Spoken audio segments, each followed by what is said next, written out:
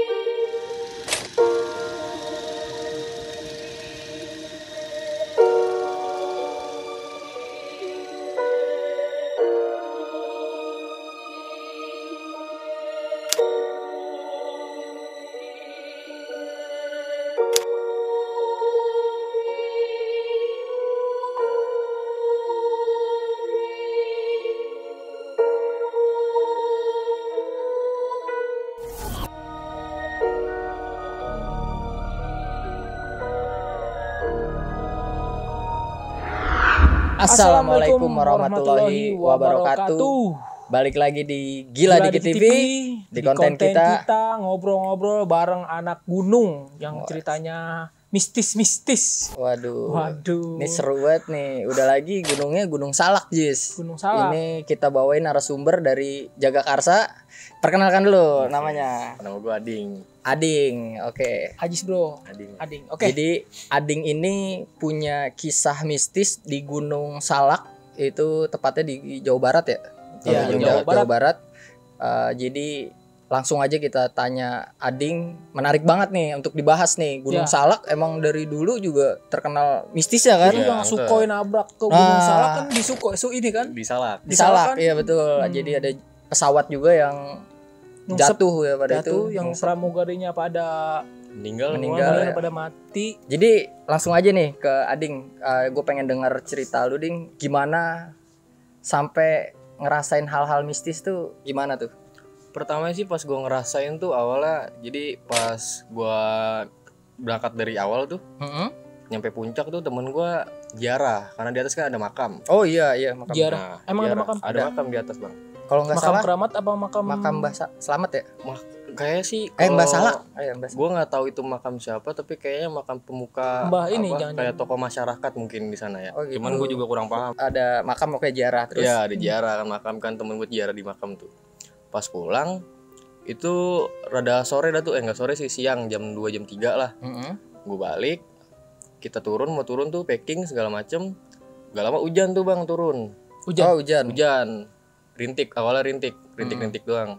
Gua packing segala macam, turun. Nah, gue turun kan tadinya kan satu kelompok itu kurang lebih antar 8 orang ya, 8 sampai 10 orang lah. Itu gue dibagi 2 kelompok karena temen gue duluan jalan. Jalan duluan. Ya, gue ngejar dah tuh biar nggak putus kan. Gue ngejar bertiga sama temen gue. Tapi gue nggak fokus ke belakang karena di belakang kan emang ada cewek juga.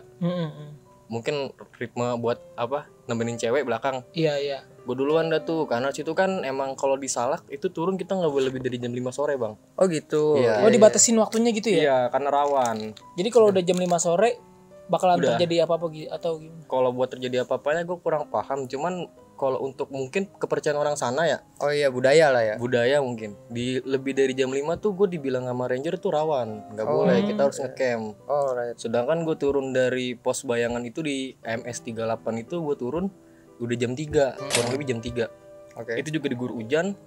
Gue ngejar temen gue. Nah, awal-awal mistisnya itu tuh gue udah ngeliat kayak ada bayangan putih tuh bang ngikut. Oh, itu bayangan putih ngikutin lu. Itu bayangan putihnya di jalur atau di Enggak, dia di luar di kanan. Kayak terbang lah ibaratnya di pohon-pohon. Itu waktu menjelang maghrib ya? Jam 4:30 lah. Oh, jam 4:30. Masih sore. Gue juga bingung tuh. Sorry gue potong. Tapi lu tahu pas lu ngeliat kayak bayangan putih itu, lu ngerasa nggak kalau itu bahwa itu temen lu, atau lu tahu itu memang bener-bener makhluk Kalau ini? buat ngeh temen atau enggaknya, gue nggak bukan apa ya, karena dia terbang bang. Oh, Kayak terbang. sekelibat gitu, kayak Sekelibat. bayangan. Oh, jadi lu nggak tahu gitu ya? Nggak tahu. Gue fokus kan ngejar temen gue yang di bawah tuh, karena duluan kan takutnya kan di depan ada apa-apa kan, ibaratnya kita backingan gitu, nge-backup. Oke. Gue kejar tuh nyampe bawah, sampai gue di ada rada turunan turunan ada orang ngecamp di kanan. Oh Gue ngeliat tuh temen gue di situ lagi nongkrong kan situ sama orang yang ngecamp di situ. Ngobrol-ngobrol segala macam, hilang tuh. Udah gue mikir udah cuman sekelibat doang kali atau apa gitu, atau gue rada-rada kurang fokus atau gimana kan. Gue jalan lagi, lanjutin jalan, nyampe tuh di pos Bajuri. Itu pos Bajuri tuh gue kurang antara jam 5:30 hampir maghrib lah. Gue ketemu sama rombongan yang udah ada di situ, kurang lebih 7 orang ketemu. Akhirnya gue jalan barengan tuh. Nah ketemu lagi sama 3 orang yang di bawah. Gue ketemu lagi tuh abis dari kan ada mata air. Iya. Gue ketemu di situ, gue jalan bareng. Nah yang cerita mistis selanjutnya lagi tuh, pas gue lagi jalan tuh, nah temen gue tuh yang dari rombongan lain, kan itu posisi udah malam maghrib ya kan. Aturan dari 13 orang itu headlamp cuma ada 4 bang. Iya. Yang megang, yang jadi kepala 1, kepala regu ya, tengah 1, belakang gua 1, sama yang paling belakang 1. Oke. Nah yang paling belakang ini nyenterin kiri kanan tuh atas karena gelap kan, karena kan mungkin yang mereka takut hewan ya, kayak hewan yang buas namanya gitu hutan kan, antara Iya, monyet segala macem kan ya, takutnya nyenterin. Cuman dibilang, bang tuh apaan putih-putih ngikutin, kata dia gitu. Gue udah bilang udah centerin jalan aja, fokus ke jalan. Soalnya udah malam nih, takutnya kita nyampe bawah malam-malam banget kan. Jadi kalau kita mikirin yang kanannya jadi tambah suges gitu ya. Jadi nggak jadi kacau gitu. Iya, takutnya suges kan. Nah pas di bawah tuh udah pada ngeliatin, temen gue bilang break dulu, istirahat bentar, minum segala macem. Gue bingung nih anak yang gue kejar, temen gue yang gue kejar ini nih, kan udah bareng sama gue tuh. Ini anak nggak mungkin capek nih, karena emang kebiasaan dia, ibaratnya gue manggil robot dah, nggak ada capeknya. Dia orang yang paling kuat gitu ya kalau naik-naik. Dia nge-break. Gue mikir paling buat anak-anak belakang biar istirahat kali ya, biar nggak terlalu diporsir gitu kan. Takutnya capek, hipo atau gimana kan lebih repot lagi kita. Benar. Gue ke depan, gue tanyain, kan namanya Ari tuh. Iya. Ngapa Ari nge-break? Gue kata gitu. Enggak, gue ngeliat sesuatu, kata dia gitu. Gue ngeliat depan emang kan kabut udah turun tuh bang. Udah mulai. Cuman yang gue ngeliat kok nih kabut lama-lama berbentuk. Oh gitu. Berbentuk tuh bang. Pocong bentuknya. Bentuknya pocong. Bentuknya pocong. Itu kabut itu, sorry gue potong.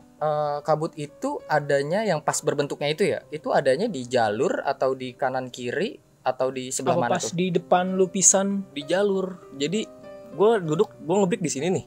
Nah itu jalur tuh setara sama ini nih jalan nih. Di tengah-tengah jalan. Di tengah-tengah jalan. Cuman pas gue cek lagi nih, kok ini bukan dia di jalur, tapi kayak ada longsoran tuh bang. Oh gitu. Kayak longsoran. Gue mikirnya mungkin apa karena nih anak si Ari ini ziarah mungkin ya, kita ditolongin apa gimana. Takutnya kan emang kita udah capek banget kan. Iya, yang betul. namanya kita jalan hampir 4 jam tuh udah capek banget. Nah gue liatin, oh ini mah dia diri di longsoran. Gue bilang begini ke temen gue si Ari, kalau emang misalkan dia mah niatnya emang cuman ngasih tahu, pasti dia cabut. Gue kata gitu. Iya betul. Udah langsung jalan aja, karena ini waktu udah malam nih. Takutnya kita nge-break nungguin dia ngilang, kagak jalan-jalan kita, yang ada bahaya juga kan. Gue jalan dah tuh, gue suruh berangkat lagi anak-anak. Berangkat dia ngilang tuh bang, pindah terbang. Yang putihnya itu? Iya, kan udah berubah pocong tuh bang. Cabut tuh dia. Gue jalan, pas udah pengen nyampe ke pos ke pintu masuk tuh Cidahu, gue nyium nih bau-bau kayak kemenyan, dupa segala macam. Bau-bau wangi gitu. Pusing tuh kepala gue, pusing. Gue nyampe duduk, temen gue nanya, lu ngapa? Nggak apa-apa kan? Nggak apa-apa, santai aja. Pas gue turun ke bawah, itu di plang tuh. Nanti gue kasih lihat, ada fotonya tapi nggak ada penampakannya. Tapi nanti lu kirim dulu, bisa kirim. Itu dia diri bang di tengah-tengah. Jadi ada jalan aspal di depan di depan pintu masuk itu ada jalan aspal. Itu dia diri di situ. Gue turun lewatin tangga, terbang tuh dia ke atas. Itu pocong, sosok pocong. Pocong. Dan sorry gue potong. Itu keadaannya waktunya itu pada jam berapa? Kira-kira gitu. Kira-kira abis Isya Isya. mungkin. Gue liat situ terbang tuh bang. Gue jalan sama anak-anak rame-rame kan tuh beriringan. Nah temen gue ini yang di belakang nih, emang dari awal gue turun gue udah bilang kalau lu naik gunung jangan bercanda, jangan ngasal, karena emang di awal dia bercanda tuh kayak apa ya, bercanda kota tuh dibawa ke gunung bang. Ngobrol kayak kalau kayak bercanda-bercanda ngobrol sembarangan gitu ya, atau Toxic lah ya ibaratnya ya, barbar gitu atau Lebih ke barbar dia, lebih karena barbar ya. di Toxic jalur tuh kan ada pohon tumbang, karena kan emang jalur Salak kan beda ya. Karena dia kan konturnya tanah lumpur. Iya betul. Itu digelait-gelaitin bang sama dia. Gue udah bilang lu jangan sembarangan, karena ini kan ibarat kita tamu gitu kan. Betul. Di situ tuh gue udah bilang ke dia kayak gitu. Nah dia tuh ngomong kayak gini, wah capek lah gue naik ke Salak, nggak lagi dah kapok. Nah nggak taunya pas pengen turun itu kaki dia kekilir bang situ. Oh gitu. Katanya dia pas turun udah nyampe base camp nih, ada yang nyelengkat, itu pincang kaki dia. temen lu yang yang tadi sebelah, barbar, temen iya, lu yang tadi barbar barbar, tuh. mungkin dia kualat kali. Si Tony itu. Stony. Nah pas gue lagi jalan rame-rame tuh kan itu udah masuk ke jalan aspal tuh, cuman antara dari pos pendakian sampai ke base camp itu kurang lebih kalau jalan kaki paling 10 menit 5 menit lah, 5 sampai 10 menit lah. Jalan jauh. Cuma kan kadang gelap kan, kiri kanan hutan. Iya betul. Nah itu dia ngeliat tuh katanya, ngeliat sosok putih juga. Gue nggak tahu apa, karena yang gue kan paling belakang di depan. Dia lari tuh ke belakang nggak nyamperin gue. Bilang gue ngeliat ini, temenin dah, takut gue soalnya kaki dia pinjang juga kan. Gue temenin dah tuh. Si Tony itu ya. Iya si Tony. Pas gue turun ke bawah nyampe base camp baru dah tuh dia cerita, dia ngeliat apaan aja tuh di jalur. Ternyata ada yang lengkat, kata dia begitu. Oh gitu. Kan omongan, makanya gue udah bilang jangan ngasal kalau ngomong. Oke betul. Berarti pas lagi naik lu nggak ada apa-apa ya? Pas lagi naik gue nggak ada, Ngerasain apa-apa. karena kan emang gue naik dari jam 8 pagi, itu gue nyampe. Oh masih pagi ya sampai gitu. sana Belum malam semua. ada aura-aura serem-seremnya Belum, gitu ya. belum ada. Gue kan berangkat dari jam 8 pagi. Itu gue nyampe di pos bayangan tuh itu jam 8 malam, jam setengah 8 setengah 9 dah tuh nyampe sana. Alright. Hujan deras tuh. Hujan deras, gue bangun tenda rame-rame, hujan-hujanan kan. Iya. Baru bangun tenda, masak, makan, istirahat tuh. Nah malam-malam tuh gue pengen kencing tuh. Kan karena gue nenda di tengah-tengah jalur, jadi kan kita motong jalan orang tuh. Iya. Gue kira berisik apaan kan. Ada orang yang datang, pas berat nggak ada. Pas gue mau kencing, gue ngadep ke sono, nggak tahu ya itu pocong bang diri biji. Oh gitu. Pocong. Kagak jadi kencing bang, gue balik lagi bang ke dalam tidur. Itu pocong diri di depan lu atau? Jadi ini tenda gue nih, ini tenda gue.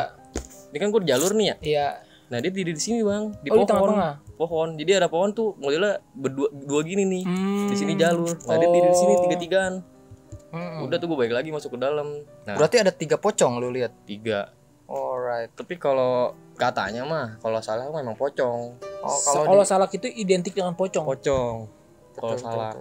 Pas lagi ngecamp lu ditongolin juga sama sosok pocong itu. Tongolin. Oh gitu. Cuma gue nggak cerita. Kalau gue cerita pada takut. Mungkin jadi suasananya jadi berubah gitu Iya. Suasana Jadi atau berubah. jadinya happy, Jadi mikir. jadi merinding. Si Tony itu teman lu kakinya terkilir. Kilir dia kena. Pas ceritanya itu pas udah di bawah katanya ada yang apa? Iya, namanya? nyelengkat. Nyelengkat. Oke gitu. Pas di jalur dia ngomong sama gue, kaki gue keseleo nih, kata dia, kekilir. Gue tanya kenapa, jatuh gue kepleset. Tapi dia nggak ngomong keplesetnya kenapa. Dia belum cerita kan. ya, Nggak cerita dia. Mungkin dia yang nutup suasana biar nggak tegang juga. Karena pas anak-anak ngomong di awal tuh anak-anak bilang kalau ada hal-hal yang gak enak diceritanya dibawa aja, jangan di jalan, Iya, jangan di benar, jalur. benar juga. Takutnya kepikiran kan. Betul, karena setiap ada cerita yang mistis gitu tentang bangsa jin, kita bukan kita aja ya, karena teman-teman kita juga kedirect buat otaknya tersugesti gitu. Jadi mungkin rasa capek tercampur, terus juga sugesti itu makin kuat ya, mungkin banyak interaksi bakal. Jadi membentuk gitu. suatu suasana yang gak enak iya. gitu. Bakal banyak kejadian macam-macam ke depannya gitu. Bener. Apalagi di Salak yang konon katanya terkenal dengan penghuni pocongnya ya. Iya. Sama kankerannya ya. Ya memang banyak sih para pendaki-pendaki itu cerita di Salak emang banyak pocongnya katanya. Ya. Banyak. Dan lu juga ngerasain di sana gitu kan? Gue ngerasain tuh. Oke. Pas di base camp dia cerita kayak gitu, kita mikir lagi kan tuh ke belakang flashback.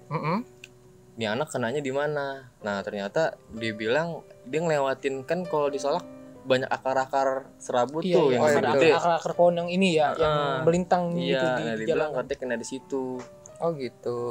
Oke.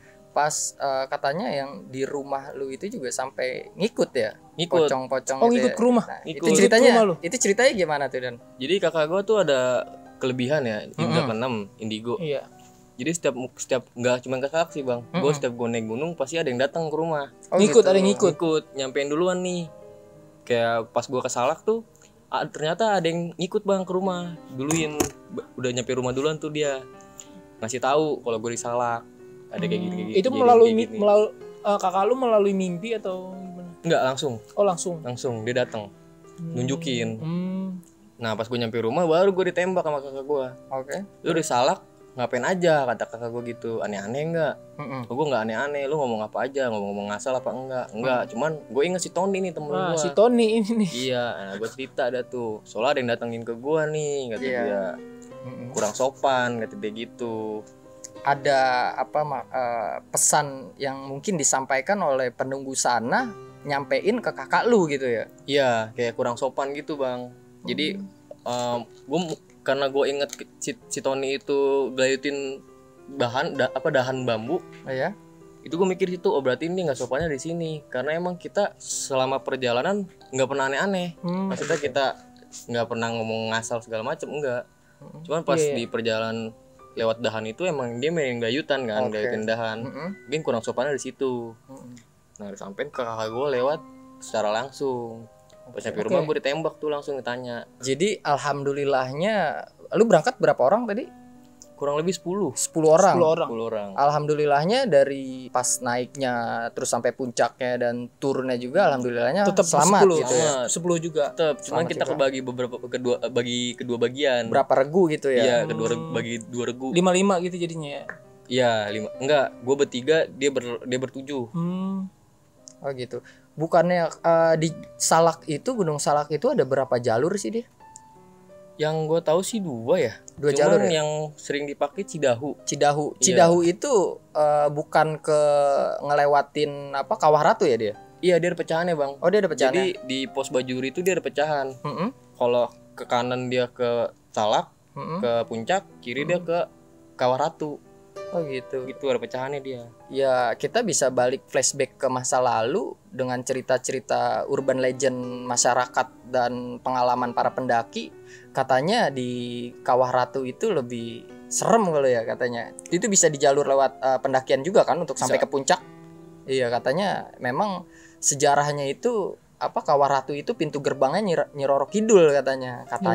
Iya kalau gue baca di beberapa artikel di Kaskus itu katanya Kawah Ratu itu pintu gerbangnya Nyi Roro Kidul, makanya dinamain kan Kawah Ratu gitu. Sampai katanya pintunya ke pantai selatan katanya gitu. Dan kalau kita balik lagi ke masa lalu, prasejarahnya ya Prabu Siliwangi hilang di Gunung Salak ya kan, karena dikejar anaknya buat masuk Islam tuh, Raden Kian Santang. Kalau gue baca sih artikelnya gitu.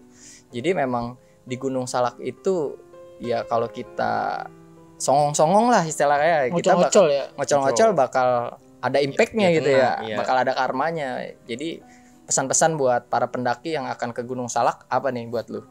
Jangan trekelan dah, jangan barbar. Jangan barbar gitu, karena kita ngormatin, jangan nyepelein kita ya. kan tamu ya. Kita kemanapun tempat itu kan kita tamu. Berarti kan ibaratnya dia ada penghuninya. Ya kita sebisa mungkin sopan. Gitu. Dimana kita berpijak.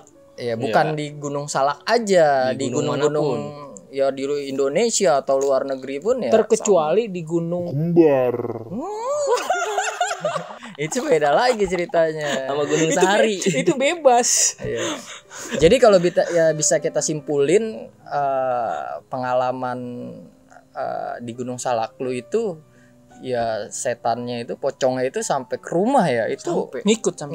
Itu menurut gua sih power banget sih, menurut gua sampai ke rumah lo tahu rumah lu gitu ya kan.